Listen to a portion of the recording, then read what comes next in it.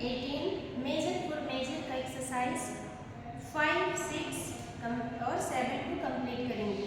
अभी मैंने सिर्फ 5 और 6 को यहाँ पे कंप्लीट किया है, तो अभी मैं इसको एक्सप्लेन करते जा रही हूँ। आप ध्यान से सुनेंगे और समझेंगे भी, और सिंपल, कंपाउंड और कॉम्प्लेक्स सेंटेंस को फिर से अच्छे से सीख लेंगे।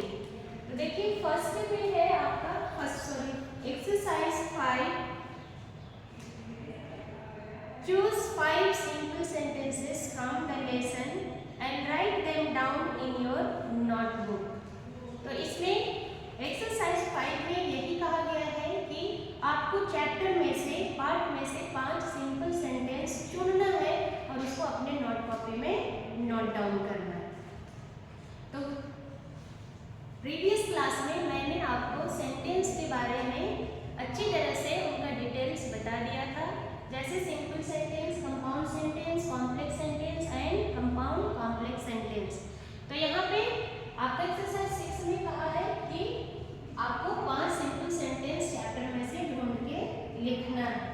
तो देखिए फर्स्ट सेंटेंस है it was a small town. यह एक छोटा शहर था, क्योंकि इसमें कोई भी डबल क्लाउज नहीं है, सिर्फ एक ही क्लाउज है, एक ही सब्जेक्ट है और एक ही वर्ब है।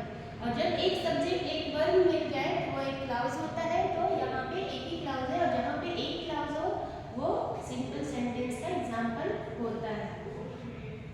नेक्स्ट है he mentioned this to the grocer. Next है the police filed a case of cheating against the grocer. Next है fourth number after a few months the baker complained about this to the police. Next है 5 you see each loaf is of half a kg weight। तो ये आपका chapter में से 5 simple sentence चुनने के लिए कहा गया था, जो कि मैंने यहाँ बोर्ड में उतार दिया है, मतलब लिख दिया है। और नेक्स्ट एक्सरसाइज 6 है, और 6 में कहता है copy the following sentences into your notebook. सबसे पहले क्या करना है कि ये जो क्वेश्चन में दिया हुआ है ए से लेकर जी तक, इसको आपके नोट कॉपी में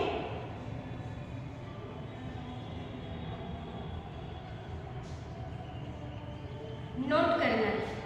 आगे कहता है and mention what type of sentence each one is. उसके बाद आपको बताना है कि उसमें चर्चा करना है कि वह किस तरह का सेंटेंस है। व्हाट ईच वन इज नेमली, उसके नाम के साथ लिखना है, सिंपल, कंपाउंड, कॉम्प्लेक्स और कंपाउंड कॉम्प्लेक्स। तो बताना यही है कि एक्सरसाइज में जितने भी सेंटेंस लिखे गए हैं उसमें से वो 4 टाइप्स ऑफ सेंटेंस में से कौन सा सेंटेंस है। तो सबसे पहले उतारना है, उसके बाद आपको बताना है। तो देखिए यहाँ पे फर्स्ट में है the grocer said. The grocer said, यहाँ पे बात किसकी हो रही है? ग्रोसर की। और सेंटेंस में जो डूअर होता है, काम करने वाला होता है, वो क्या होता है? सब्जेक्ट होता है। तो ये क्या है? सब्जेक्ट है। इसके बाद है सेड। सेड मीन्स होता है बोलना या कहना। ग्रोसर ने कहा, तो यहाँ पे है ग्रोसर सब्जेक्ट है, सेड वर्ब है, तो ये क्लाउज मिल गया। और इसमें कैसा लग रहा है कि ये मेन क्लाउज है। द ग्रोसर सेड, अब यहाँ पे दैट से शुरू हुआ, तो मैं कल मेन क्लाउज और सबऑर्डिनेट क्लाउज को भी एक्सप्लेन कर चुकी थी। तो सबऑर्डिनेट क्लाउज के लिए मैंने बोला था कि हमेशा सबऑर्डिनेट क्लाउज कोई भी कंजक्शन से शुरू होता है। यहाँ पे दैट आया क्योंकि ये जोड़ने का काम कर रहा है, और ये दैट का होता है कि that he had no weight, कि उसके पास कोई वजन नहीं है। उसने कहा कि उसके पास कोई वजन नहीं है। यहाँ भी सब्जेक्ट है और ये भी वर्ब है, मतलब ये क्लाउज है, लेकिन इसके पहले क्या आया है? सबऑर्डिनेट कंजंक्शन आया है, इसीलिए यहाँ से लेकर वहाँ तक वो सबऑर्डिनेट क्लाउज होगा। और जब मेन क्लाउज और सबऑर्डिनेट क्लाउज मिल जाते हैं तो वो क्या कहलाता है? कॉम्प्लेक्स कहलाता है, मिश्रित वाक्य कहलाता है। और कॉम्प्लेक्स में सिर्फ एक मेन क्लाउज होता है, सबऑर्डिनेट क्लाउज एक भी हो सकता है, एक से अधिक है। तो जो ये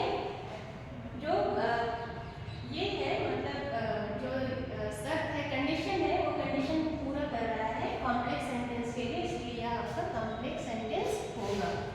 नेक्स्ट है the magistrate summon Raje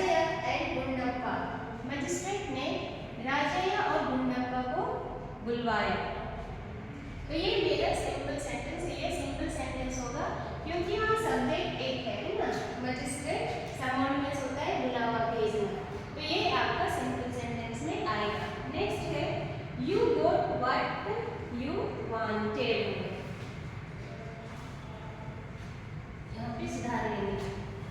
you got what you wanted, तो यू भी होगा सब्जेक्ट है, गोट भी ये वर्ब है, तो ये क्लॉज हो गया यू गोट, आपने पाया, आपको मिला। व्हाट भी सबऑर्डिनेट आ गया क्योंकि ये इंटरोगेटिव है, इंटरोगेटिव वर्ड है, इंटरोगेटिव वर्ड से शुरू होता है, उसके बाद सब्जेक्ट आया, तो मतलब यही उसको सबऑर्डिनेट पर जाने का तरीका मैंने प्रीवियस क्लास में बताया था, वो आप देखो देख लेंगे, तो यहाँ पे आपको पता चलेगा कि यहाँ से सबऑर्डिनेट क्लॉज शुरू हो रहा है, इसीलिए ये भी आपका कॉम्प्लेक्स सेंटेंस में आएगा।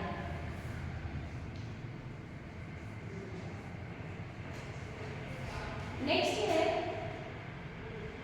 The baker bowed his head, baker ने नानपाई ने अपना सर झुकाया and left the court silently, और कोर्ट से बाहर चला गया। तो यहाँ पे आपका दो क्लाउज है, इसलिए आपका ये कंपाउंड सेंटेंस होगा। नेक्स्ट है last G, go in peace but do not do it again, शांति से जाओ लेकिन इसे दोबारा मत करना, ये भी दो मेन क्लाउज है, इसीलिए ये कंपाउंड सेंटेंस होगा। तो ये आपका एक्सरसाइज 5 एंड 6 था जो कि कंप्लीट हो चुका है।